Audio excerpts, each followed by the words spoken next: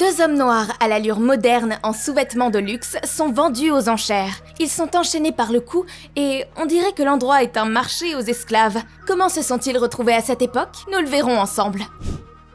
Le film tourne autour de deux demi-frères séparés, Régis et Joël, originaires des Antilles, qui mènent des vies complètement différentes. Joël est un homme noir monoracial qui vient de sortir de prison pour avoir volé le sac d'une vieille dame. Il vit actuellement avec sa mère et sa fille de 9 ans. Ce dernier est au chômage et accuse le racisme d'être la cause de tous ses maux, en particulier de son chômage. Mais il n'a jamais sérieusement essayé de trouver du travail. Régis, lui, est métis, marié et père d'une fille, conseiller municipal de la mairie d'une ville bourgeoise et intégré au milieu de la classe moyenne. Un jour, Régis reçoit un appel de son oncle l'informant que son père est mourant et que c'est la dernière volonté du vieil homme, de rencontrer tous ses enfants. Régis refuse d'y aller, car son père n'a jamais été là quand il était enfant. Mais sa folle de femme le menace de coucher avec d'autres hommes s'il ne rend pas une dernière visite à son père. Il n'a pas le choix alors, il accepte à contre-cœur. Le lendemain, à l'aéroport, il rencontre Joël, qui est également venu voir son père. Les frères, qui n'ont pas eu de contact depuis plus de 10 ans, mettent leurs différends de côté et louent un taxi. Ensemble, dans le taxi sur le chemin de la maison de leur père, Régis raconte à Joël tout ce qu'il a fait de sa vie réussie, tandis que ce dernier ment pour dissimuler ses échecs, par honte. En arrivant chez leur père, ils se sont présentés à leur tante et à leurs autres demi-sœurs. Il s'avère que leur père s'est aventuré dans le monde entier et a eu des relations avec d'innombrables femmes. Les yeux du vieil homme s'illuminent lorsqu'il voit ses deux seuls fils devant lui. Avant de mourir, il dit à Régis et Joël qu'ils hériteront d'un grand trésor, ce qui excite les frères. Alors ils attendent avec impatience le trésor, mais à leur grand désarroi, tout ce qu'ils reçoivent en héritage est l'acte d'affranchissement ayant libéré leurs ancêtres esclaves. Ce document a été remis à quelques esclaves par leurs propriétaires pour un travail ou un acte extraordinaire. Apparemment, les ancêtres de Régis et Joël ont été libérés bien avant que l'esclavage ne soit légalement aboli. Très déçus par l'héritage de leur père, les deux enfants se moquent de la valeur symbolique de ce morceau de papier et le déchirent sous l'œil désapprobateur de toute la famille. Ce qui, comme prévu, met la vieille femme en colère. Elle décide alors de donner une leçon à Joël et Régis. Ainsi, elle leur jette un sort vaudou et les renvoie au XVIIe siècle où l'esclavage est toujours en vigueur. Subitement, les deux se réveillent. Pendant qu'ils s'interrogent sur ce qui s'est passé, un couple de noirs terrifiés passe devant eux en courant. Juste à ce moment-là, deux chasseurs d'esclaves arrivent aussi et les capturent dans une cage. Ils sont ensuite emmenés sur un marché aux esclaves et vendus à Monsieur Jordan, propriétaire terrien. Jordan confie Joël à la ferme où il travaillera sous la garde d'Henri, un contremaître brutal et profondément raciste, tandis que Régis est envoyé dans les cuisines de la résidence.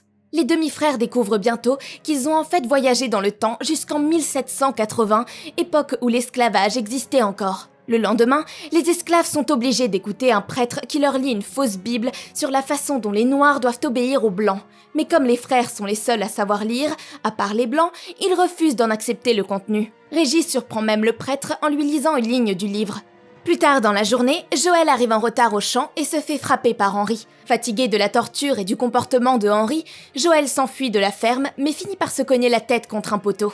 Assommé à cause de ses actions, il est flagellé devant tout le monde cette nuit-là. Régis, quant à lui, est interpellé dans le bureau de Jordan, où Jordan le félicite d'être un esclave intelligent et lui donne le privilège de contrôler les autres esclaves avec Henri. Plus tard, Joël se fait soigner par une esclave nommée Rosalie. Cela ne fait que 5 minutes qu'ils se sont rencontrés, mais Joël a déjà commencé à l'apprécier.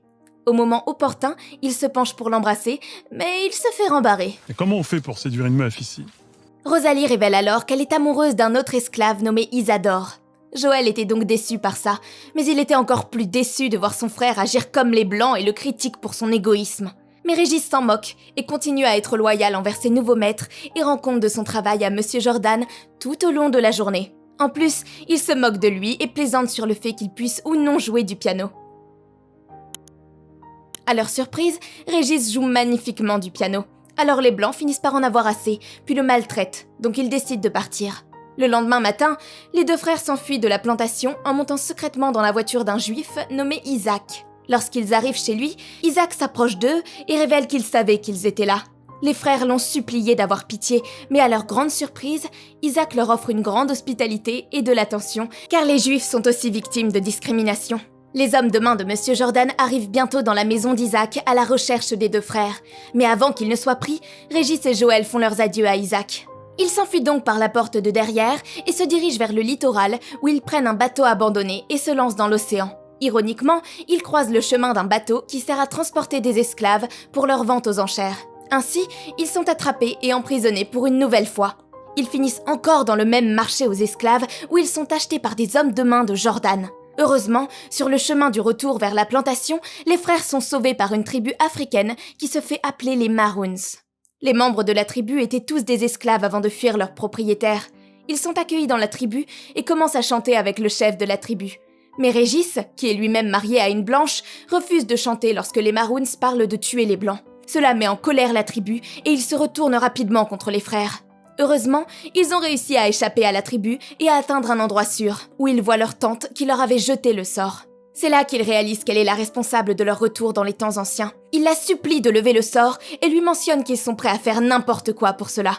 Initialement, la vieille femme refuse, mais quand les frères continuent à la supplier, elle leur donne un indice. Elle leur dit que la seule façon pour eux de revenir dans le présent est d'atteindre la plantation à nouveau et de réunir leurs ancêtres Isadore et Rosalie. Avant de disparaître, elle laisse derrière sa pipe spéciale et leur demande de la fumer lorsqu'ils auront réussi la mission.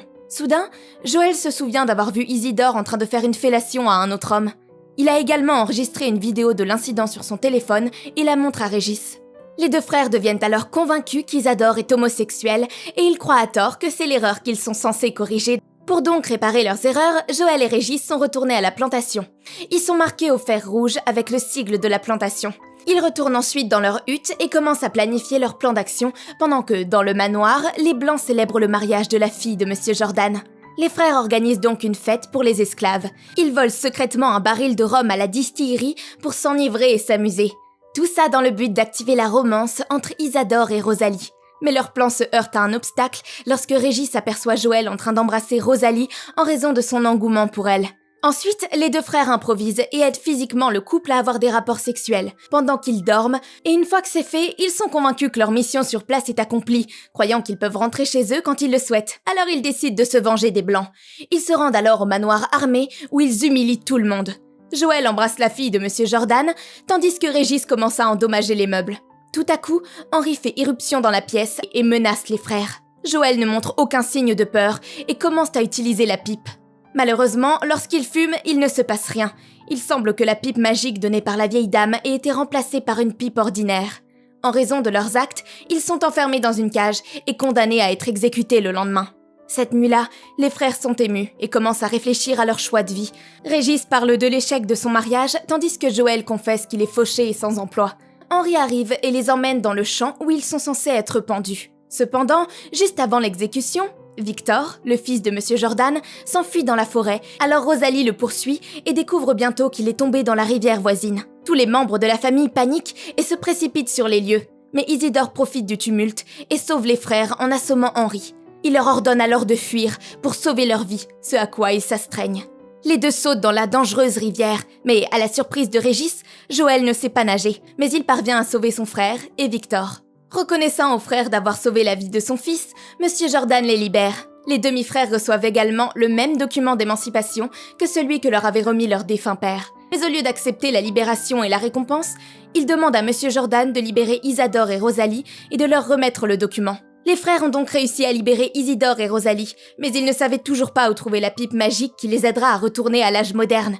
Les jours passent et ils commencent lentement à accepter le fait qu'ils puissent ne jamais retourner à leur temps un jour. Isidore et Rosalie souhaitent leurs adieux aux deux frères et quittent la plantation. Les deux frères les regardent partir de loin. Henri s'approche d'eux et leur ordonne de se remettre au travail. Il sort sa pipe et commence à fumer. Pour les humilier, Henri leur souffle de la fumée au visage. Alors ils disparaissent soudainement à la grande surprise d'Henri. C'est donc Henri qui leur avait volé la pipe. Les frères reviennent dans le présent où ils voient leur tante à leur côté. Lorsqu'il la voit tenir le document original dans sa main, ils sont soulagés. Plusieurs mois passent. Joël trouve enfin un emploi régulier sur un chantier où il se plaint toujours de son salaire minimum et du fait qu'il est noir. Pendant ce temps, Régis retourne à son travail à la mairie. L'expérience qu'ils ont vécue ensemble au XVIIe siècle les ont tellement rapprochés qu'ils ont commencé à faire des rencontres en famille. Au cours d'un pique-nique en famille, une dispute éclate entre leurs filles respectives et conduit à la déchirure du document d'émancipation. Les deux frères commencent donc à paniquer et courent vers les filles. Ainsi s'achève le film. Merci d'avoir regardé.